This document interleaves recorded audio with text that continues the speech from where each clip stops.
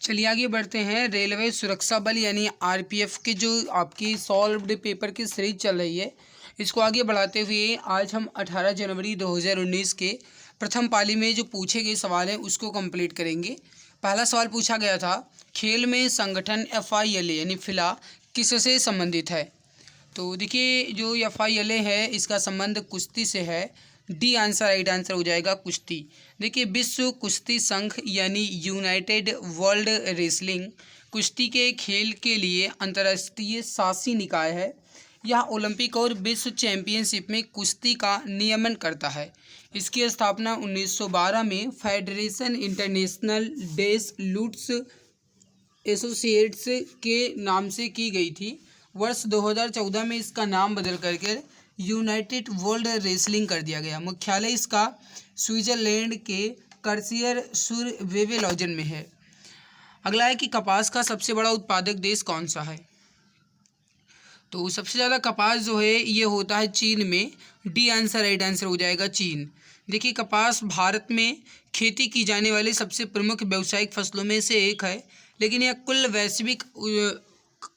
वैश्विक कपास उत्पादन का लगभग 25% है, यानी कि केवल 25% ही है। भारत में लगभग 67% कपास की पैदावार बारिश पर निर्भर क्षेत्रों में और 33% कपास की पैदावार सिंचित क्षेत्रों में होती है।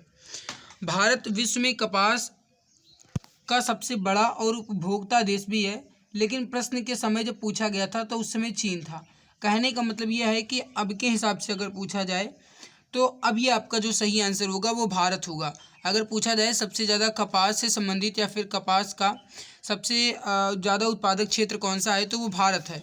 लेकिन अगर ये पूछा गया सवाल जब है, ये आपका सवाल 2019 में पूछा गया था तो उसी हिसाब से चीन सही उत्तर था, लेकिन अब के हिसाब से भारत है। फार्मूला 1 में ड्राइवर को महत्वपूर्ण संदेश देने के लिए अलग अलग झंडे लगाए जाते हैं। येलो ध्वज किसको दर्शाता है। फार्मूला 1 में ड्राइवर को महत्वपूर्ण संदेश देने के लिए जो अलग अलग झंडे लगाए जाते हैं, इसमें येलो ध्वज जो है क्या दर्शाता है। तो येलो ध्वज का मतलब है कि खतरा है, आगे धीमा हो जाना चाहिए। तो खतरा धीमा होना चाहिए, यानी कि डी आंसर राइट आंसर हो जाएगा आपका ऑप्शन नंबर डी। देखिए फार्मूला 1 में जो पीला झंडा है इसका मतलब है कि आमतौर पर किसी दुर्घटना या फिर रुकी हुई कार या हल्की बारिश के कारण सावधानी बरतने की अवधि का संकेत दिया जाता है और ड्राइवरों से अपेक्षा की जाती है कि वे गति जो है धीमी करें, यदि आवश्यकता पड़े तो रुकने के लिए भी तैयार रहें। हरा झंडा जो है ये दौड़ की शुरुआत या फिर कहा जाए सावधानी अवधि के अंत का संकेत करता है, यानी कि अब सावधानी ज़्यादा बरतने की ज़रूरत नहीं है।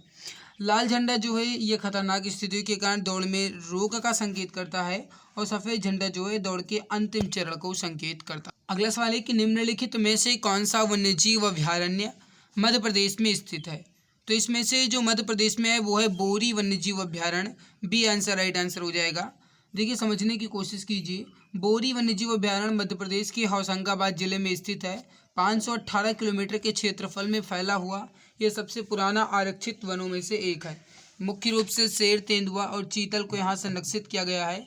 वर्तमान में 567 वन्यजीव अभयारण्य, 106 राष्ट्रीय उद्यान और 55 टाइगर रिजर्व भारत में है। आंध्र प्रदेश का लोक नृत्य क्या है। इसमें से आंध्र प्रदेश का लोक नृत्य क्या है। दिए गए ऑप्शन के अनुसार सी आंसर ओटम थेंडल। ओटम थेडल जो है ये आंध्र प्रदेश का लोक नृत्य हो जाएगा, तो सी आंसर राइट आंसर हो जाएगा।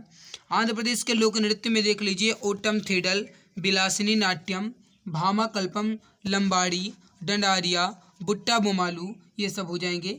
जबकि कुचिपुड़ी ये आंध्र प्रदेश का शास्त्रीय नृत्य है। चेरोकान, पाखुविला, चेराव, खुआलम, खेलामा ये मिजोरम के लोक नृत्य हैं। सेंधा नमक का अपवर्तनांक क्या होता है। सही आंसर हो जाएगा B answer 1.54। B answer right answer हो जाएगा। देखिए अपवर्तनांक जो है ये किसी भी पदार्थ में जो प्रकाश है वो कितनी तेजी से यात्रा करता है या निर्वात में प्रकाश की गति और माध्यम में प्रकाश की गति के अनुपात को निरूपित करता है। विरूपाक्ष मंदिर किस राज्य में स्थित है।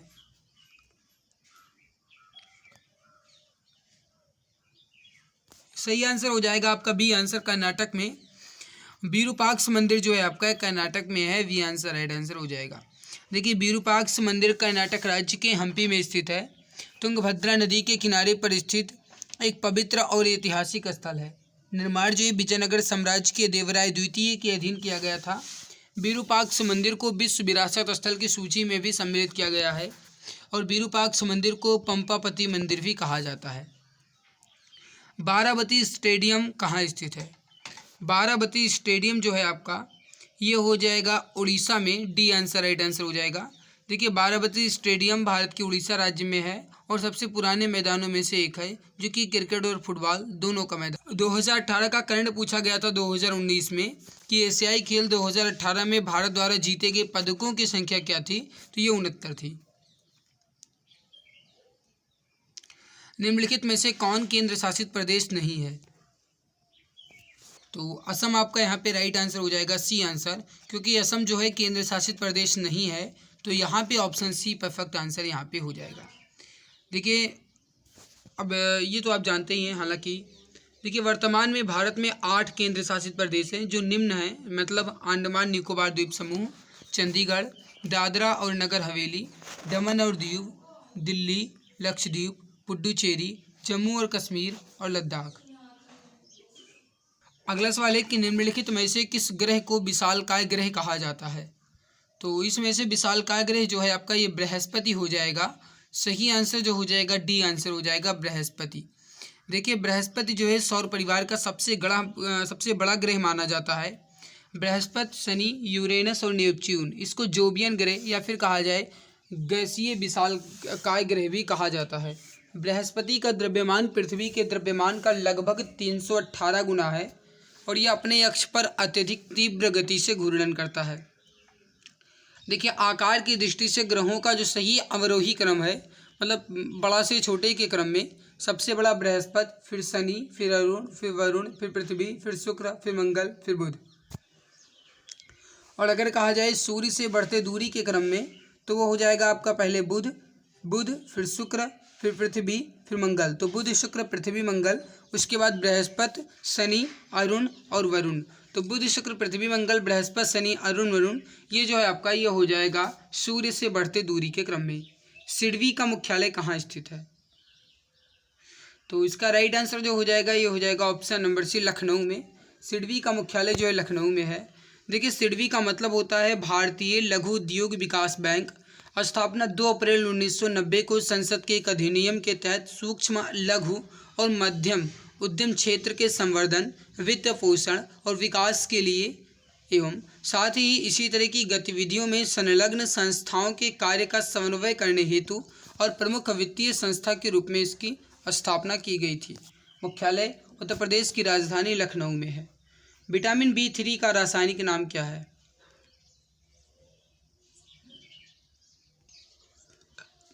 देखिए विटामिन B3 का रासायनिक नाम जो है ये नियासिन हो जाएगा। ऑप्शन सी करेक्ट आंसर हो जाए। एक बार आप यहाँ पर देख लीजिए, इंपॉर्टेंट पॉइंट है आपके एग्जाम्स के लिए। यहाँ पर एक बार आप इसको समझ लीजिए। देखिए विटामिन B3 जो है इसका रासायनिक नाम नियासिन है।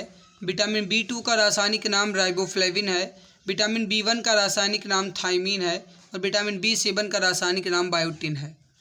अगला है कि कुवैत की मुद्रा का क्या नाम है? तो कुवैत की मुद्रा जो है इसे कुवैती दिनार कहा जाता है या फिर कुवैत दिनार। तो ए आंसर राइट आंसर हो जाएगा, कुवैत दिनार। देखिए कुवैत की राजधानी जो है ये कुवैत सिटी है और मुद्रा कुवैती दिनार है। यह दुनिया की सबसे उच्च मूल्य वाली मुद्रा है। अगला है कि ऋग्वेद क्या है? सही आंसर हो जाएगा ए आंसर, वैदिक संस्कृत भजनों का संग्रह। Option number A correct answer यहाँ पे हो जाएगा।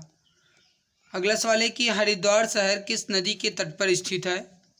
हरिद्वार शहर किस नदी के तट पर स्थित है? तो ये हो जाएगा आपका ऑप्शन नंबर सी, गंगा नदी।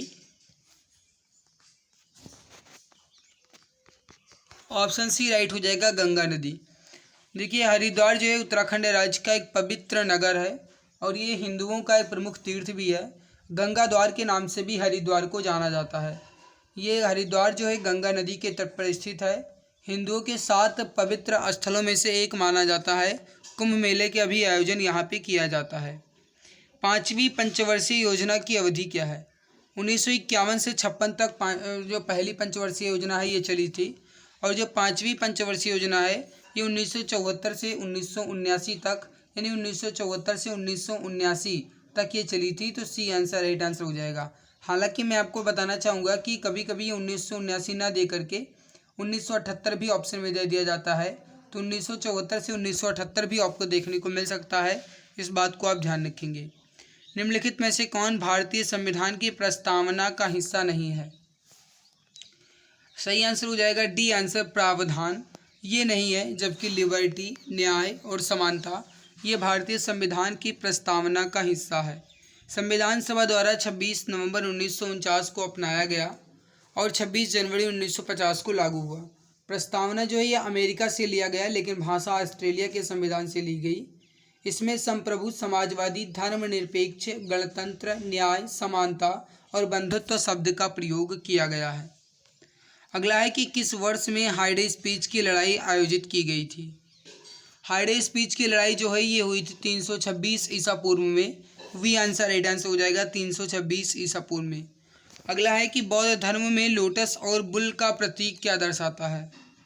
बौद्ध धर्म में लोटस और बुल, या फिर कहा जाए मेरे प्यारे भाई कमल और साड़, ये किसका प्रतीक है? तो ये जन्म का प्रतीक माना जाता है। Option number A correct answer हो जाएगा।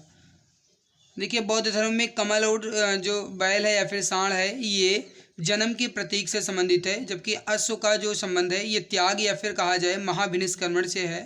बोधि वृक्ष का ये ज्ञान की प्राप्ति से है, और चक्र या फिर पहिए का ये धर्म चक्र के परिवर्तन से है।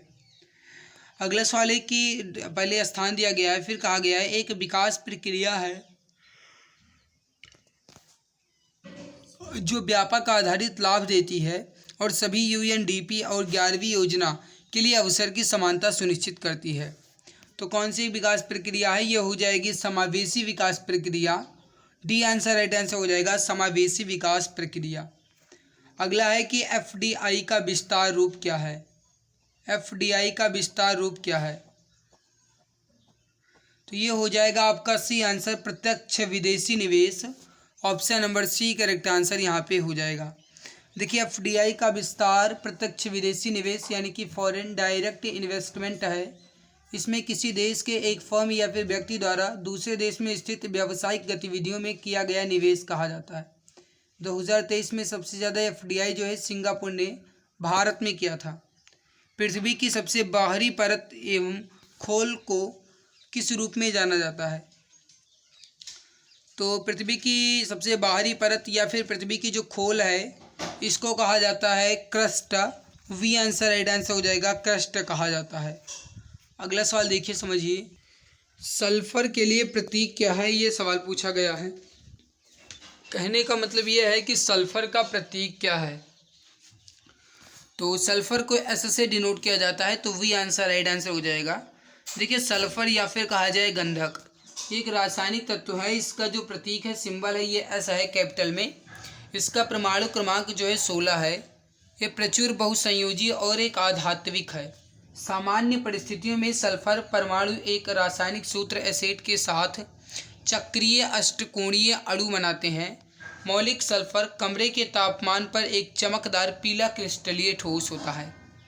भारत का विधि आयोग एक कैसा निकाय है? तो भारत का विधि आयोग जो है एक प्रकार का गैर विधिक सलाहकार निकाय है, तो गैर वैधानिक सलाहकार निकाय है। सी आंसर राइट आंसर हो जाएगा। भारत सरकार विधि और न्याय मंत्रालय या फिर विधि कार्य विभाग की एक अधिसूचना द्वारा कानून के क्षेत्र में अनुसंधान करने के लिए एवं निश्चित समय सीमा के साथ गठित किया गया है। आयोग के विचारार्थ विषयानुसार सरकार को यानी कि रिपोर्ट के रूप में सिफारिशें प्रस्तुत करना होता है। पहला विधि आयोग 1834 में ब्रिटिश राज के दौरान वर्ष 1833 के चार्टर अधिनियम द्वारा स्थापित किया गया। अध्यक्षता जो है लॉर्ड मैकाले ने की थी। एग्जाम में सीधे सवाल पूछा जाता है कि पहले विधि आयोग की जो स्थापना है कब की गई? तो ये 1834 ब्रिटिश राज के दौरान 1833 के चार्टर अधिनियम के तहत मैकाले की अध्यक्षता में। इस समय 22वें विधि आयोग को 24 फरवरी 2020 को अधिसूचित किया गया था, जिसका कार्यकाल 31 अगस्त 2024 तक बढ़ा दिया है। इसके अध्यक्ष न्यायमूर्ति ऋतुराज अवस्थी हैं। अगला है कि चड्डा कप किस खेल से संबंधित है? तो इसका संबंध जो है ये हो जाएगा बैडमिंटन से। Option number A correct answer हो जाएगा। देखिए, चड्डा कप भारत में बैडमिंटन से संबंधित है। एक राष्ट्रीय बैडमिंटन टूर्नामेंट है। बैडमिंटन खेल से संबंधित कप एक ट्रॉफी अग्रवाल कप, दीवान कप, नारंग कप, अमृत दीवान cup, Thomas cup, lady Ratan Tata trophy, महाराजा रणजीत सिंह गोल्ड कप, ये सब हो जाएंगे संबंधित है बैडमिंटन खेल से। अगला है कि निम्नलिखित में से कौन भारत में एक आधिकारिक राजभाषा नहीं है? तो इसमें से कहा जाए तो खंडेसी जो है ये नहीं है। Option number C correct answer हो जाएगा, खंडेसी। देखिए समझिए, भारतीय संविधान के भाग 17 में अनुच्छेद 343 से 351 तक आधिकारिक भाषाओं से संबंधित प्रावधान दिए गए हैं। संविधान की 8वीं अनुसूची 22 आधिकारिक भाषाओं को मान्यता देती है, जिसमें असमिया, बंगाली, गुजराती, हिंदी, कन्नड़, कश्मीरी, कोंकणी, मलयालम, सिंधी, तमिल, तेलुगु, उर्दू, बोडो, संथाली, मैथिली, डोगरी और इसके अलावा कहा जाए तो यहाँ पे खंडेसी नहीं आया, तो खंडेसी नहीं होगा। अगला है कि इयान जेम्स थोरेप किस खेल से जुड़े हैं? तो इयान जेम्स थोरपे जो हैं इनका संबंध तैराकी से है, तो सी आंसर राइट आंसर हो जाएगा, तैराकी से है। अगला है कि बिपिन चंद्र पाल ने कौन सा समाचार पत्र शुरू किया था? तो बिपिन चंद्र पाल के द्वारा समाचार पत्र जो है शुरू किया गया था, ये हो जाएगा new India. Option number A correct answer हो जाएगा, न्यू इंडिया। देखिए, बिपिन चंद्र पाल एक भारतीय इतिहासकार थे। इन्होंने 1905 में न्यू इंडिया ने साप्ताहिक समाचार पत्र शुरू किया और इसके संपादक के रूप में कार्य भी किया। राष्ट्रवाद को बढ़ावा देने और भारतीय स्वतंत्रता की वकालत करने में भी महत्वपूर्ण भूमिका निभाई। न्यू इंडिया जो दैनिक समाचार पत्र है ये हो जाएगा एनी बेसेंट। सुधारक गोपाल गणेश आगरकर और वंदे मातरम लाला लाजपत राय और तलवार जो है ये हो जाएगा भिकाजी कामा। अगला है कि अम्लीय वर्षा तब होगी जब वर्षा जल का पीएच मान कितने से कम होगा? तो अम्लीय वर्षा तभी होगी जब वर्षा जल के पीएच मान 5.6 से कम होंगे, तो C answer right A answer right हो जाएगा 5.6 से 5.7 के बीच। अगला सवाल है आपके सामने कि किसी दिए गए क्षेत्र का पशु जीवन क्या कहलाता है? किसी भी दिए गए क्षेत्र का पशु जीवन जो है इसे क्या कहा जाता है? तो उसे फौना कहा जाता है। वी आंसर राइट आंसर हो जाएगा, फौना कहा जाता है। असम का राज्य पक्षी क्या है? तो असम का राज्य पक्षी जो है ये हो जाएगा सफ़ेद पंखों वाला लकड़ी का बतख। तो यहाँ पे ए आंसर राइट आंसर हो जाएगा, सफ़ेद पंखों वाला लकड़ी का बतख। जो राज्य भाषा ये असमिया है, महोत्सव बिहू है। पुष्प जो है फॉक्स टिटल ऑर्किड है और वृक्ष जो है आपका ये डिप्टोकॉर्पस मैक्रोकॉर्पस है और पशु जो है एक सींग वाला गंडा है। अगला सवाल देखिए, आगे बढ़ते हैं। अगला है कि अफगानिस्तान की राजधानी क्या है? तो ये हो जाएगा काबुल। और अगर मुद्रा पूछा जाएगा तो आप कहेंगे अफगान। ठीक है, मैं आपको दिखा, देखिए अफगानिस्तान की राजधानी जो है काबुल है। अफगानिस्तान का सबसे बड़ा शहर और आर्थिक सांस्कृतिक केंद्र जो है यही काबुल भी है। अगला है देखिए जो अकरा है, इसकी जो राजधानी है अकरा, ये घाना देश की है। दक्षिण कोरिया की राजधानी सियोल है। चेक गणराज्य की राजधानी जो है प्राग है। अगला आपके सामने है कि निम्नलिखित में से किसी से पीड़ित व्यक्ति पास की वस्तुओं को स्पष्ट रूप से देख सकता है लेकिन दूर की वस्तुओं को स्पष्ट रूप से देख नहीं सकता।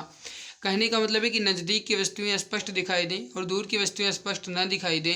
अगर नज़दीक की स्पष्ट दिखाई देती है तो उसे निकट दृष्टि दोष है और निकट दृष्टि दोष को मायोपिया भी कहा जाता है। तो डी आंसर राइट आंसर हो जाएगा, निकट दृष्टि दोष यानी मायोपिया।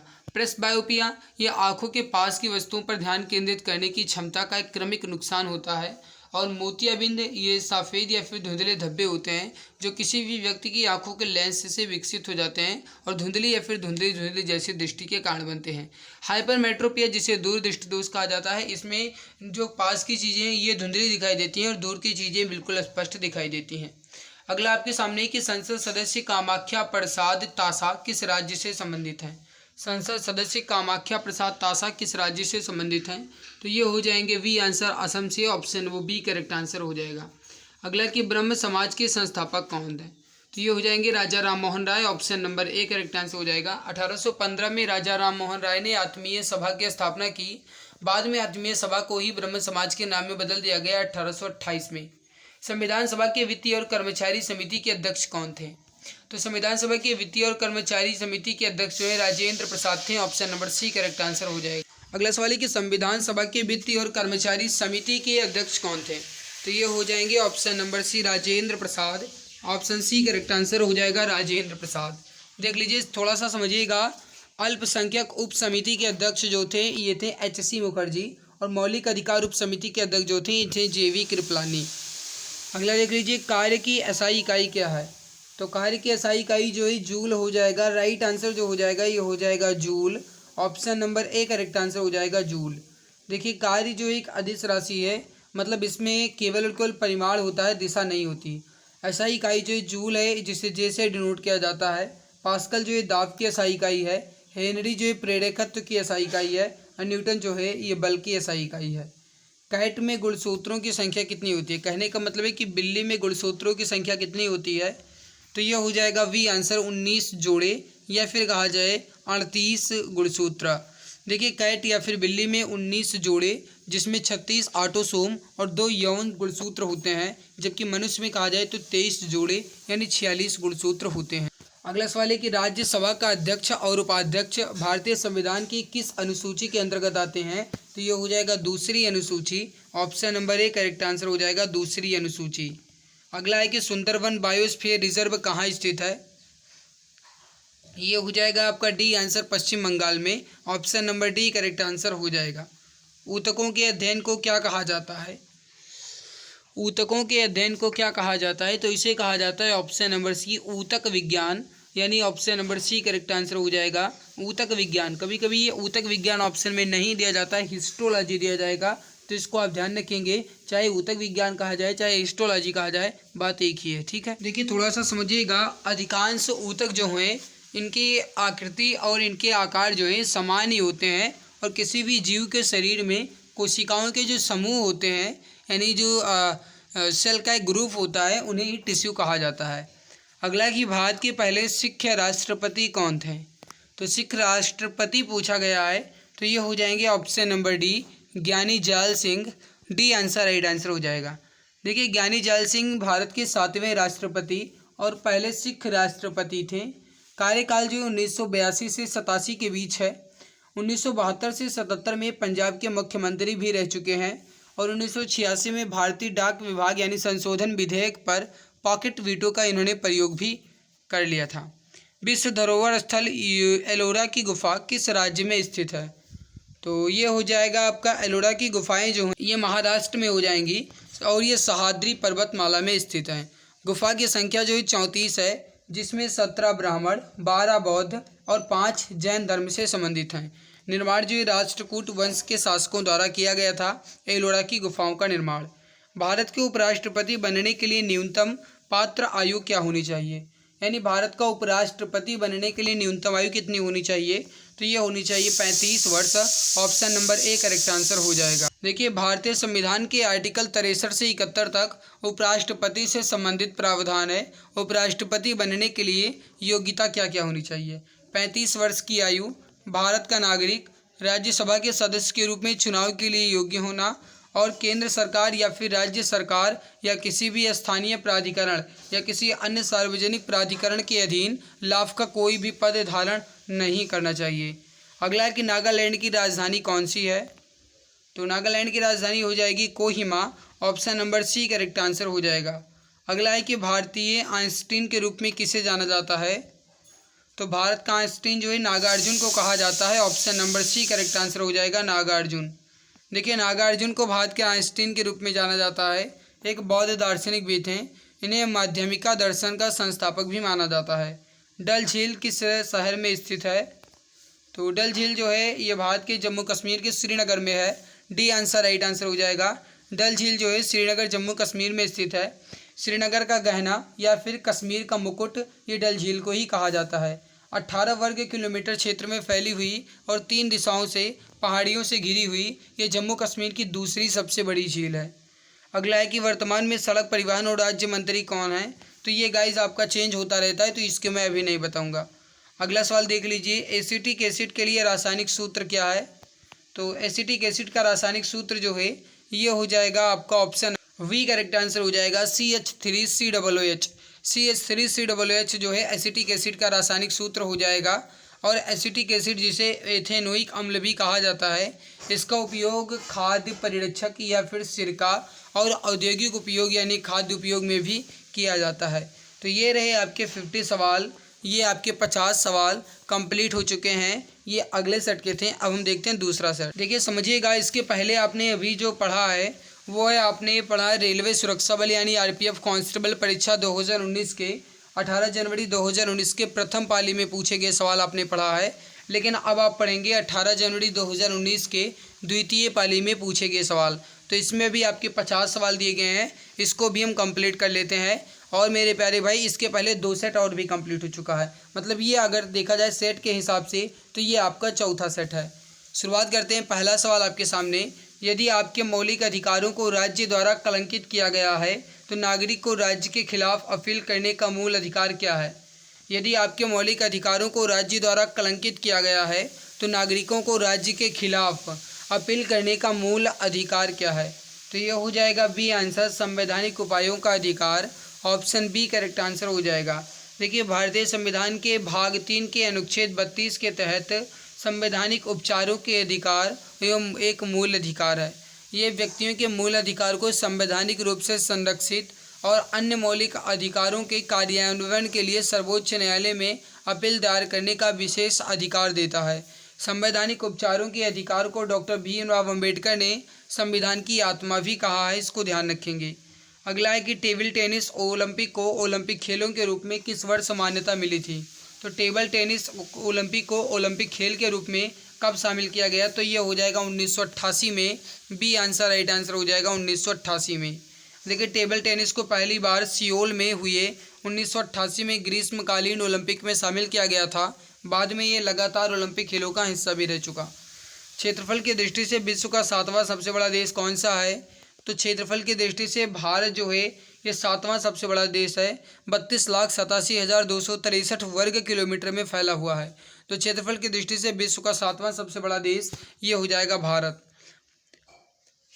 जो कि पूरे विश्व का 2.42% है। क्षेत्रफल की दृष्टि से भारत से 6 बड़े देश कौन कौन से हैं? तो वो हैं रूस, कनाडा, चीन, संयुक्त राज्य अमेरिका, ब्राज़ील और ऑस्ट्रेलिया। भारत जो है ये 7वें स्थान पर है, इसको आप ध्यान रखेंगे। अगला कि क्वथनांक से नीचे किसी भी तापमान में द्रव को परिवर्तित करने की प्रवृत्ति को क्या कहा जाता है? क्वथनांक से नीचे किसी भी तापमान में द्रव को परिवर्तित करने की प्रवृत्ति, इसे क्या कहा जाता है? तो इसे कहा जाता है वाष्पीकरण। Option number A correct answer हो जाएगा, वाष्पीकरण। अगला सवाल जो है ये है, लाहौर कांग्रेस अधिवेशन के अध्यक्ष कौन थे? लाहौर कांग्रेस अधिवेशन के अध्यक्ष कौन थे? तो ये हो जाएगा Pandit Jawaharlal Nehru. Option A correct answer हो जाएगा। देखिए, 1929 में लाहौर कांग्रेस के अधिवेशन की अध्यक्षता पीटी नेहरू ने की, जिसमें पूर्ण स्वराज को अंतिम लक्ष्य माना गया। निश्चित किया गया कि प्रत्येक वर्ष 26 जनवरी को सांकेतिक स्वाधीनता दिवस भी मनाया जाएगा। निम्नलिखित में से किस राज्य में सबसे लंबी तटरेखा मिलती है? तो सबसे लंबी तटरेखा वाला राज्य जो है ये है गुजरात। वी उत्तर राइट आंसर हो जाएगा आपका, गुजरात। भारत की कुल तटरेखा जो है 7516.6 किलोमीटर है, जिसमें 5422.6 किलोमीटर की मुख्य भूमि की तटरेखा और 2094 किलोमीटर द्वीपीय क्षेत्र की तटरेखा है। कुल 9 तटरेखा राज्य हैं, जिसमें गुजरात, महाराष्ट्र, गोवा, कर्नाटक, केरल, तमिलनाडु, आंध्र प्रदेश, उड़ीसा और पश्चिम बंगाल। गुजरात की तटरेखा सबसे लंबी है, जिसकी लंबाई 1600 किलोमीटर है। निम्नलिखित में से किसने माउंट आबू जैन मंदिर का निर्माण किया था? देखिए, माउंट आबू यानी कि दिलवाड़ा जैन मंदिर या फिर दिलवाड़ा का जैन मंदिर जो कि माउंट आबू में स्थित है, ये जैन धर्म से संबंधित है और इसका निर्माण जो है ये करवाया गया था बिमल शाह द्वारा। Option number A correct answer हो जाएगा, बिमल शाह द्वारा। अगला सवाल है कि भारत के राष्ट्रपति के लिए न्यूनतम योग्यता क्या है? कहने का मतलब है कि राष्ट्रपति या फिर प्रेसिडेंट बनने के लिए न्यूनतम आयु कितनी होनी चाहिए? तो ये होना चाहिए डी आंसर 35 साल, कम से कम 35 साल। आर्टिकल नंबर 58 में बताया गया है कि वो भारत का नागरिक हो, 35 साल की आयु पूरी कर चुका हो, लोकसभा का सदस्य भी निर्वाचित किए जाने योग्य हो और लोकसभा के चुनाव के समय कोई भी लाभ का पद धारण नहीं करता हो। इनमें से कौन सा संगठन सरकार द्वारा घोषित न्यूनतम समर्थन मूल्य किसानों से भी भोजन खरीदता है? तो ये हो जाएगा आपका ए आंसर, भारतीय खाद्य निगम। ए आंसर राइट आंसर हो जाएगा, जिसकी स्थापना 1965 में खाद्य निगम अधिनियम 1964 के तहत की गई। मुख्यालय जो है इसका ये नई दिल्ली में स्थित है। अगला है कि भारत की संसद में क्या क्या शामिल है? तो भारत की जो संसद है इसमें लोकसभा, भारत का राज्यसभा और राष्ट्रपति ये तीनों शामिल है। तो डी आंसर राइट आंसर हो जाएगा। भारतीय संविधान के 79 के अनुसार संघ के लिए एक संसद होगी जो राज्यसभा, लोकसभा और राष्ट्रपति से मिलकर बनेगी। जो भारतीय संसद की पहली बैठक है ये 13 मई 1952 को हुई थी, इसको आप ध्यान रखेंगे। अगला है कि भारत में दिल्ली उच्च न्यायालय की स्थापना कब की गई थी? भारत में दिल्ली उच्च न्यायालय की स्थापना जो है ये 1966 में की गई। Option number C correct answer हो जाएगा। देखिए, दिल्ली उच्च न्यायालय की स्थापना 31 अक्टूबर 1966 को 4 न्यायाधीशों के साथ की गई, जिनके नाम हैं एस हेगड़े, ID दुआ, HR खन्ना और SK कपूर। अन्य राज्यों की तरह दिल्ली का अपना एक पृथक उच्च न्यायालय भी है। देखिए, वीडियो में और आगे बढ़ने से पहले आप सभी के लिए गुड न्यूज़ है वो बता देता हूँ। मेरे भाई, अगर आप रेलवे एग्ज़ाम्स की एक बेहतरीन तैयारी कर रहे हैं, अगर आपका भी टारगेट है इस बार सिलेक्शन लेना और सिलेक्शन वाली लिस्ट में आना, तो आपके लिए एक रामबाण संग्रह सीरीज लॉन्च की गई, जिसमें पूरा कंप्लीट सिलेबस आपको मिल रहा है। GK पूरा कंप्लीट, साइंस पूरा, मैथ पूरा कंप्लीट आपको मिल रहा है। खास बात तो ये है कि अभी इस पर 60% का डिस्काउंट भी चल रहा है। ई बुक की दाम जो है 99 है, लेकिन ये अभी के लिए आपको मात्र 39 रुपये की मिल रही है। तो अगर आप इस ई बुक को एक बार पढ़ लेते हो तो गारंटी के साथ ये कहा जा सकता है कि फिर आपको GK विषय, साइंस और मैथ्स में डर तो पूरी तरीके से खत्म हो ही जाएगा। कोशिश है कि जल्दी से इसमें रीजनिंग भी अपडेट कर दिया जाए। और ये जो ई बुक है न्यू सिलेबस पर आधारित है। अब तक पूछे गए प्रश्नों को ध्यान में रखते हुए टॉपिक वाइज और इमेज एंड कलरफुल के साथ बनाया गया है ताकि पढ़ने में मज़ा आए। तो ये सुनहरा मौका आपके लिए है, 60% का डिस्काउंट चल रहा है। अगर आपको लेना है तो इस दिए के व्हाट्सअप नंबर 8948667652 8948667652 इसी नंबर पे आपको व्हाट्सअप करना है। यहाँ से आपको ये बुक मिल जाएगी। तो एक बार आप नंबर नोट कर लीजिए और इस नंबर पे व्हाट्सअप करके एक बार जरूर देख लीजिएगा। मेरे प्यारे भाई, मैं गारंटी के साथ कह सकता हूँ कि अगर आप एक बार अच्छे से पढ़ लेते हो तो फिर आपको एग्ज़ाम में मदद तो मिलेगी ही, साथ में GK विषय, साइंस विषय के डर भी खत्म हो जाएंगे। तो एक बार अगर आप लेना चाहते हैं तो इस बुक को जरूर ले लीजिएगा। और एक खास बात और है, इसी समय मैं आपको ये भी बता देता हूँ, अगर आपका GK विषय का डर है तो GK के लिए एक और ई बुक है जो 5000 से अधिक क्वेश्चंस की है, जिसमें पूरा हिस्ट्री, पूरा ज्योग्राफी, इकोनॉमिक, कॉन्स्टिट्यूशन, साइंस के अंतर्गत पूरी फिजिक्स, केमिस्ट्री, पूरा बायोलॉजी और स्टैटिक GK ये पूरा कंप्लीट आपको मिल रहा है। 5000 क्वेश्चंस तो मिलेंगे ही, साथ में एक्स्ट्रा पॉइंट्स भी मिलेगा। ये भी आपकी ई बुक इमोज और कलरफुल के साथ बनाई गई है। और ख़ास बात इसकी भी वही है मेरे भाई कि इस पर भी अभी 60% का डिस्काउंट चल रहा है। ये भी आपको मात्र 39 रुपये की मिल जाएगी। और नंबर आपका ये भी वही है 8948667652। इस पर आपको व्हाट्सअप करना है, यहाँ से आपको ये बुक मिल जाएगी। अगर आपको इसका डेमो पेज देखना है तो मैं दिखा देता हूँ। तो ये आपके 5000 से अधिक क्वेश्चंस की ई बुक है। एक बार आप इसका डेमो पेज देख लीजिए, कितने बेहतरीन तरीके से, कितने लाजवाब कंटेंट के साथ ये ई बुक तैयार की गई है। पूरे 291 पेज की है। मेरे प्यारे भाई, अगर आप एक बार पढ़ लेते हो तो मैं गारंटी के साथ इतना ज़रूर कहूँगा कि GK विषय का डर पूरी तरीके से ख़त्म हो जाएगा। आप इस ई बुक को कितना भी जूम करके पढ़ें, बिल्कुल क्लियर क्वालिटी में आपको नज़र आएगा और फोटो वगैरह भी आपको बिल्कुल क्लियर दिखेगा। यहाँ से आप देख सकते हैं। और इमेज और कलरफुल के साथ इसलिए बनाया जाता है ताकि पढ़ने में मज़ा आए आपको। और आप अगर कोशिश करो तो 2 से 3 दिन में पूरे 291 पेज की ई बुक को बेहतरीन तरीके से पढ़कर GK विषय के डर को पूरी तरीके से ख़त्म कर सकते हो। तो एक बार आप इस ई बुक को ज़रूर देख लीजिए। और अगर आपको लेना है तो भाई देरी ना कीजिए, इस नंबर पे आप जस्ट व्हाट्सएप कीजिए 8948667652। इसी पे आपको ये बुक मिल जाएगी 60% डिस्काउंट के साथ, मात्र 39 रुपये की। बढ़ते हैं सवाल की तरफ। तो ये सवाल मैंने करवा दिया है। बढ़ते हैं अगला सवाल है, 2003 की वित्तीय जिम्मेदारी और बजट प्रबंधन कानून किसके बारे में है? तो 2003 की वित्तीय जिम्मेदारी और बजट प्रबंधन कानून जो है ये हो जाएगा वित्तीय सुधार और व्यय नीतियों के बारे में। डी आंसर राइट आंसर यहाँ पे हो जाएगा। अगला है, 2011 की जनगणना के अनुसार हमारे देश में लिंगानुपात कितना है? तो प्रति 1000 पुरुषों पर 943 महिलाएं। वी आंसर राइट आंसर हो जाएगा 943 महिलाएं। अगर देख लीजिए सबसे अधिक लिंगानुपात वाला राज्य जो है ये केरल है, जिसमें प्रति 1000 पुरुषों पर 1084 महिलाएं हैं। और तमिलनाडु में 996, आंध्र प्रदेश में 993 और मणिपुर में 992 और छत्तीसगढ़ में 991। ठीक है।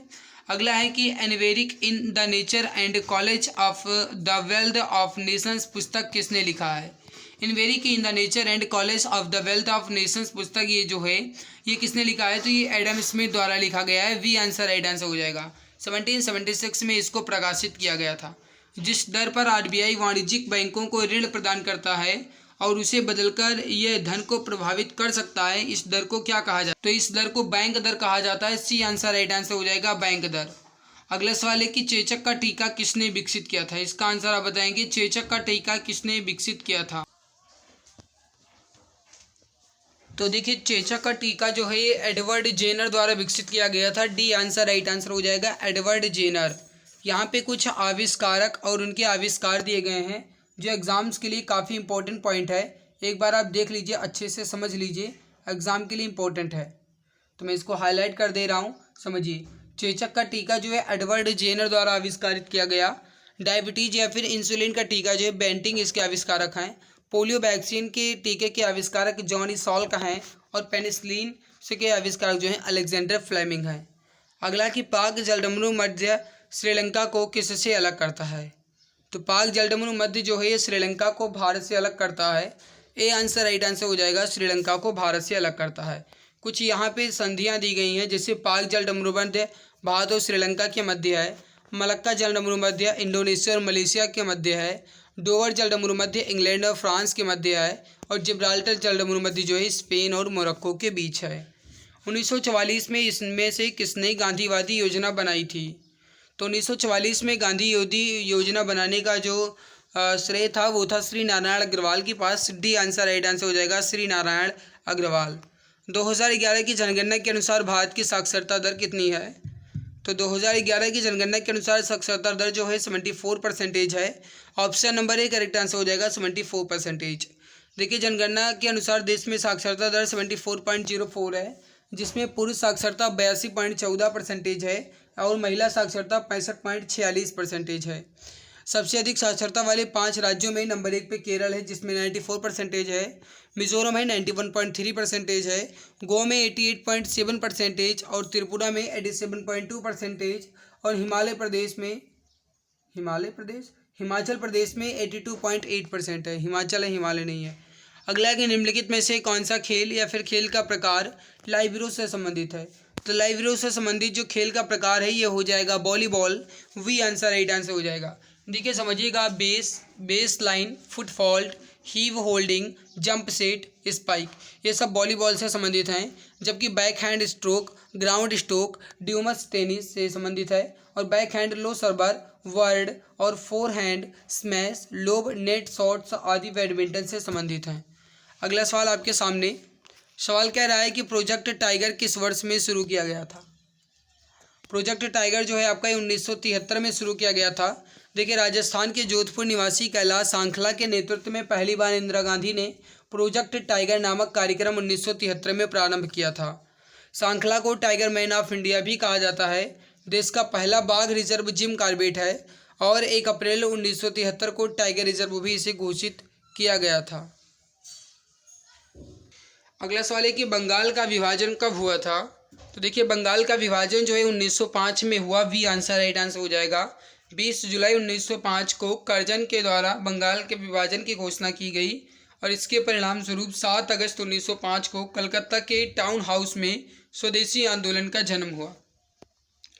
इसी बैठक में बहिष्कार प्रस्ताव भी स्वीकृत हुआ और 16 अक्टूबर 1905 को बंगाल विभाजन जो है प्रभावी हो गया।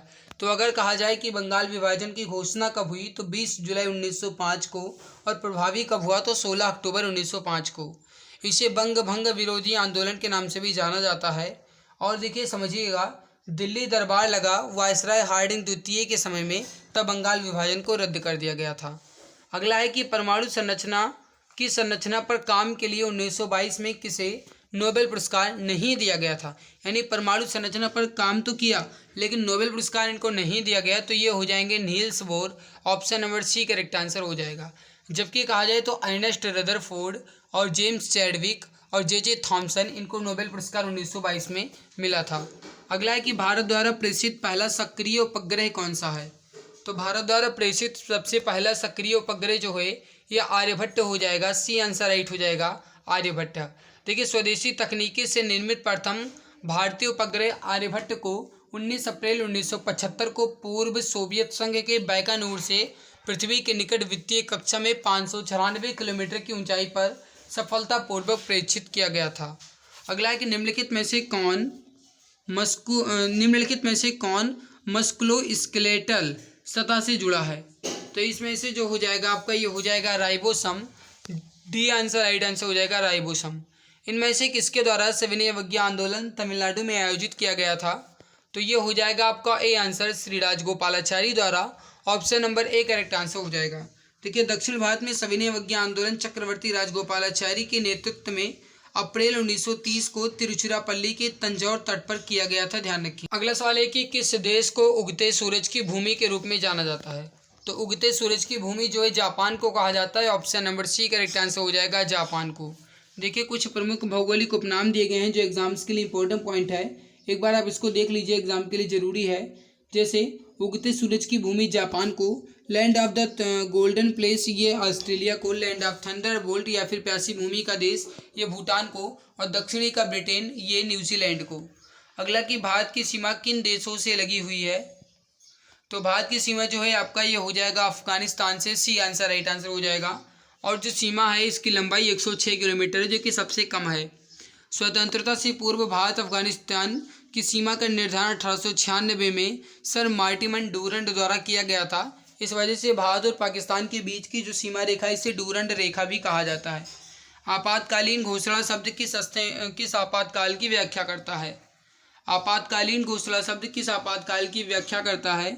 तो ये हो जाएगा वी आंसर राष्ट्रीय आपातकाल की, ऑप्शन बी करेक्ट आंसर हो जाएगा। देखिए इसका उल्लेख जो है भाग 18 की अनुच्छेद 352 में किया गया है। इसकी घोषणा निम्नलिखित में से किसी भी आधार पर राष्ट्रपति के द्वारा ही की जाती है, जैसे युद्ध या बाह्य आक्रमण या फिर सशस्त्र विद्रोह। अगला है कि बुद्ध के जीवन की घटनाओं को किस में दिया गया है। तो बुद्ध के जीवन की घटनाओं जो है इन्हें जातक कथाओं में दिया गया है, option number C correct answer हो जाएगा जातक कथाओं में। देखिए समझने की कोशिश कीजिएगा, जातक कथाएं जो हैं पाली भाषा में लिखी गई हैं जो बौद्ध धर्म से संबंधित हैं।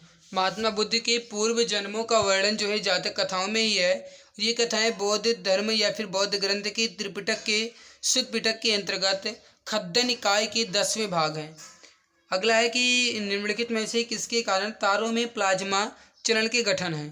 तो इसमें कौन सा कारण हो जाएगा, ये हो जाएगा बहुत अधिक तापमान, वी उत्तर राइट आंसर हो जाएगा।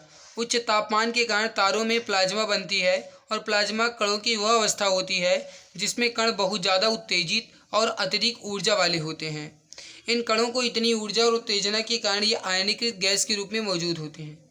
किस अनुच्छेद के तहत सूचना का अधिकार अपराध के लिए गिरफ्तार किए जाने के लिए स्पष्टीकरण प्राप्त करता है। तो ये हो जाएगा जो अनुच्छेद है आर्टिकल, ये हो जाएगा अनुच्छेद 22 या आर्टिकल नंबर 22। देखिए भारतीय संविधान का अनुच्छेद 22 किसी भी व्यक्ति को निरोध एवं गिरफ्तारी से संरक्षण प्रदान करता है। अनुच्छेद 32 में संवैधानिक उपचारों का अधिकार, अनुच्छेद 18 में उपाधियों का अंत या उन्मूलन और अनुच्छेद 23 में मानव के दुर्व्यापार और बलात्कार का प्रतिषेध किया गया है। अगला है कि उज्बेकिस्तान की राजधानी क्या है। तो ये हो जाएगा आपका option number B Tashkent, option B correct answer हो जाएगा। देखिए तुर्की की राजधानी जो है ये अंकारा हो जाएगी। संयुक्त अरब अमीरात की राजधानी अबू धाबी और इराक की राजधानी बगदाद। अगला है करंट अफेयर पूछा गया था कि 2018 राष्ट्रमंडल खेल का आधिकारिक शुभंकर क्या था। तो ये था ऑप्शन नंबर ए बॉर्बी, option number A correct answer हो जाएगा बॉर्बी। अगला है कि भारत का पहला परमाणु परीक्षण कोड क्या था। तो इसे कहा जाता था option number C laughing Buddha, option number C correct answer हो जाएगा लाफिंग बुद्धा। कभी कभी ये लाफिंग एग्जाम में ना दे करके स्माइलिंग भी दे देता है, तो लाफिंग बुद्धा या फिर स्माइलिंग बुद्धा बात एक ही है। अगला है कि यदि कोई सदस्य बिना अनुमति के डैश की अवधि के लिए अनुपस्थित है तो सदन द्वारा संसद की सीट को रिक्त घोषित किया जा सकता है। तो अगर कोई सदस्य बिना अनुमति के 60 दिन या फिर कहा जाए 2 महीने तक अनुपस्थित रहता है तो सदन द्वारा सदस्य की जो सीट है उसको रिक्त घोषित कर दिया जाएगा।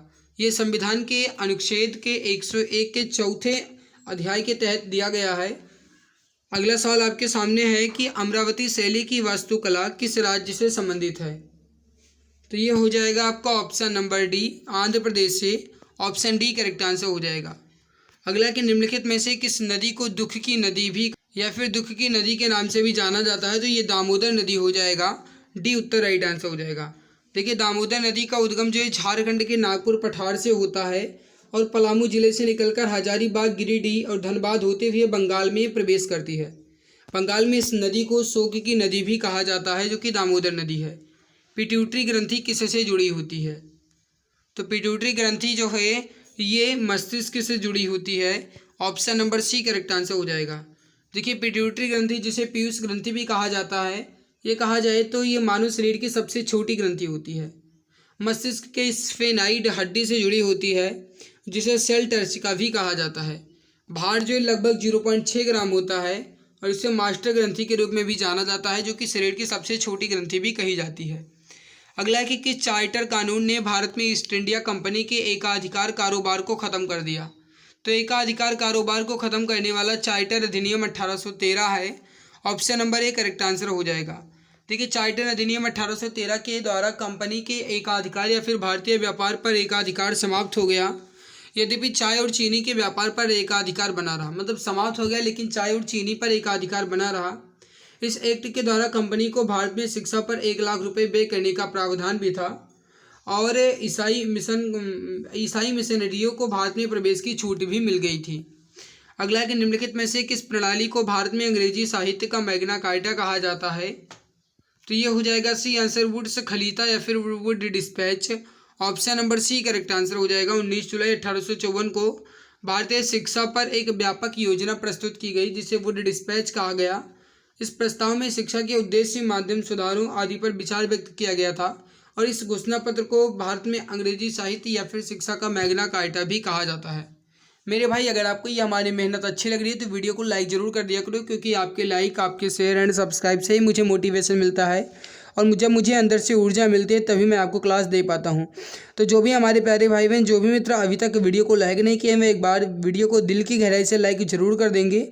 और जो भी हमारे मित्र, जो भी प्यारे भाई बहन चैनल पे पहली बार विजिट किए, मैं सब्सक्राइब जरूर कर लेंगे ताकि आने वाली क्लासेस की नोटिफिकेशन आपको समय से मिला करे, क्योंकि आप जानते हैं कि क्लास की कोई टाइम भी फिक्स नहीं है। इस वजह से मेरे भाई आपको चैनल सब्सक्राइब करके बेल आइकन जरूर दबा देना है ताकि नोटिफिकेशन आपको मिलता रहे। इनमें से भाला फेंक से जुड़े हैं तो वो नीरज चोपड़ा हो जाएंगे, हर कोई जानता है। कुश्ती से तो सुशील कुमार और साक्षी मलिक। पीवी सिंधु से बैडमिंटन और दौड़ में हिमा दास। आपातकाल के समय किस अनुच्छेद को निलंबित नहीं किया जा सकता? तो अनुच्छेद नंबर 20 और 21 को निलंबित नहीं किया जा सकता। ऑप्शन ए करेक्ट आंसर हो जाएगा। देखिए भारतीय संविधान के अनुच्छेद 359 के अनुसार जब राष्ट्रीय आपातकाल की घोषणा की जाती है तो अनुच्छेद 20 और 21 को छोड़कर सभी मूल अधिकार को निलंबन स्वतः ही हो जाता है, लेकिन अनुच्छेद 20 और 21 जो है ये बने रहते हैं। अगला सवाल है कि सजावटी लिखावट के निर्माण की संरचना को क्या कहा जाता है? सजावटी लिखावट के निर्माण की संरचना। देखिए सजावटी लिखावट के निर्माण की संरचना जिसे सुलेख कहा जाता है। कभी कभी आपने देखा होगा या फिर कहा जाए मेरे भाई, जब आप छोटे रहे होंगे तब जो मास्टर देते थे और कॉपी में लिखने के लिए ऊपर लिख देते थे सुलेख लिखिए, लिख देते हैं ना, सुलेख लिखिए। सुलेख का मतलब है कि सुंदर लेख, यानी कि एक सजावट में अच्छे से लिखना, वो होता है सुलेख। तो सजावटी लिखावट के निर्माण की संरचना को सुलेख कहा जाता है। इसकी उत्पत्ति चीन से हुई है, लेकिन जापान, भारत, तिब्बत और यूरोप सहित पूरे विश्व में विभिन्न देशों में इसके अलग अलग रूप भी बनाए गए हैं। मानव आवाज़ मशीन में कितने वाद्य यंत्र होते हैं? तो ये हो जाएगा आपका A answer 2। Option number A correct answer हो जाएगा। निम्नलिखित में से कौन सा मूल भारतीय खेल है? तो भारतीय खेल के हिसाब से कहा जाए तो खो खो आपका एक मूल भारतीय खेल है। इसकी उत्पत्ति महाराष्ट्र के पुणे से हुई है। खेल की स्थापना लोकमान्य तिलक ने की और प्रत्येक टीम में 9 खिलाड़ी होते हैं। जब किसी वस्तु को एक निश्चित ऊंचाई से स्वतंत्र रूप से छोड़ा जाता है तो उसकी ऊर्जा पर क्या प्रभाव पड़ता है? जब एक निश्चित ऊंचाई से छोड़ा जाएगा स्वतंत्र रूप से तो उसकी ऊर्जा पर क्या प्रभाव पड़ेगा? संभावित ऊर्जा घटती है और गतिज ऊर्जा बढ़ती है। तो यहाँ पे सी आंसर राइट आंसर हो जाएगा। अगला है कि एक व्यक्ति जो संसद का सदस्य नहीं है वह किसी भी सदन से संबंधित नहीं है। ऐसे व्यक्ति को कितने समय के लिए, अधिकतम अवधि के लिए भारत के प्रधानमंत्री के रूप में नियुक्त किया जा सकता है? तो अगर वो किसी भी संसद का सदस्य नहीं है और वह किसी भी सदन से संबंधित नहीं है तो ऐसे व्यक्ति को 6 महीने के लिए भारत के प्रधानमंत्री के रूप में नियुक्त किया जा सकता है। वी आंसर, राइट आंसर यहाँ पे हो जाएगा। अगला है कि जिम्नास्टिक के पिता के रूप में किसे जाना जाता है? तो जिम्नास्टिक के पिता जो हैं ये कहलाते हैं Friedrich Ludwig John. Option number D correct answer यहाँ पे हो जाएगा। अगला सवाल देखिए। अगला सवाल है कि सभी प्रतिनिधियों को भारत सरकार द्वारा संयुक्त रूप से चुना या फिर प्रशासित और निर्देशित किया गया है? तो ये संसद द्वारा प्रशासित या निर्देशित किया गया है। डी आंसर, राइट आंसर यहाँ पे हो जाएगा। तो ये 50 सवाल आपके ये भी कंप्लीट हो चुके हैं मेरे भाई। ये 2 सेट आपका कंप्लीट हो चुका है, फर्स्ट शिफ्ट और सेकंड शिफ्ट। अब हम बढ़ते हैं इसके अगले वाले सेट की तरफ, लेकिन उससे पहले निवेदन है कि अगर आपने अभी तक चैनल को सब्सक्राइब नहीं किया तो एक बार सब्सक्राइब कर लीजिए। वीडियो अच्छी लगी तो एक बार लाइक कर देना मेरे दोस्त, ताकि आने वाली हर एक नई क्लास की नोटिफिकेशन आपको समय से मिला करे, क्योंकि जब आप लाइक करते हो और चैनल को सब्सक्राइब करते हो तभी मुझे ऊर्जा मिल पाती है। और मेरे भाई बाकी हमारी मेहनत आपको कैसी लग रही है इस पर आप अपनी राय वीडियो के नीचे कमेंट सेक्शन में कमेंट करके जरूर दिया करो, ताकि मुझे पता चले कि मैं मेहनत कितनी कर रहा हूँ, उसमें कहीं कोई गलती हो तो उसमें सुधार की ज़रूरत है या नहीं है। तो मेरे भाई आप इस पर सजेशन जरूर दीजिएगा। बाकी अगर अच्छा लगता है तो लाइक ज़रूर करना। अब हम बढ़ते हैं अगले सेट की तरफ।